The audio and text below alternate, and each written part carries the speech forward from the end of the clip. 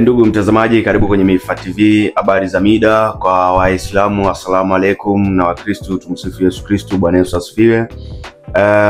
Kama wewe ni mgeni hapa, basi unaweza kuanza na kusubscribe, aweza kutufollow kwenye mitandao yetu ya kijamii ambayo ni TikTok na Instagram, tunatumia Mifa TV hiyo, ila unaweza kusubscribe kwenye channel yetu ya YouTube ambayo ni Mifa TV pia.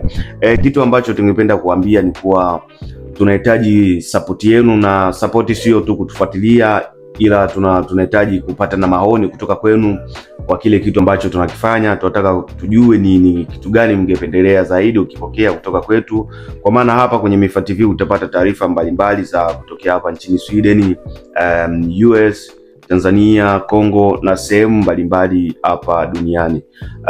Kitu kingine ambacho ningetaka kuambia ni kuwa tunapokea taarifa mbalimbali kutoka kwa watu tofauti tofauti, so unaweza kutucheki kwenye pages zetu ambazo tunatumia, kama vile kwenye account yetu ya Instagram. Unaweza kutuinbox ukiwa na update yoyote ambao ni Mifa TV, unaweza ukatolea updates huko kwenye kutu-DM, tukajua ni jinsi gani ya kufanya. Na kitu kizuri ni kusapotiana, mnatusupport, tunawasupport ili vitu viendelee kuwa vizuri zaidi.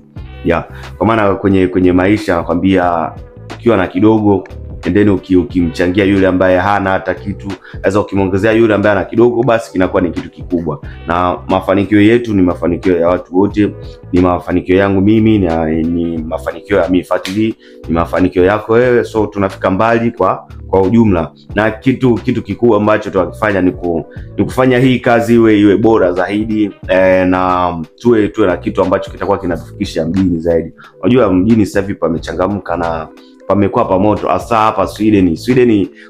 Kwanza hapa Sweden, ikiwa bado ni mgeni, aidha umekava siku nyingi tu and then hujafuatilia Mifa TV, ni kama vile kuna kitu bado hujatimiza. Nataka uwe na kitu kama hicho, kwa maana Mifa TV tumekuja na tukuhakikishie tu Mifa TV ni wa moto, na tutafika mbali kwa support yako, na tutazidi kufanya vitu vizuri, so ni kitu ambacho kitapendeza sana. Asante kwa hilo. Mtangazaji wako ni William Ebi Sampei Latan aka Money Magnet, ni Baba Sita. Kama unataka kujua maana Baba Sita, basi tufuatilie hapo kwenye TV yetu. Asante sana, bye bye.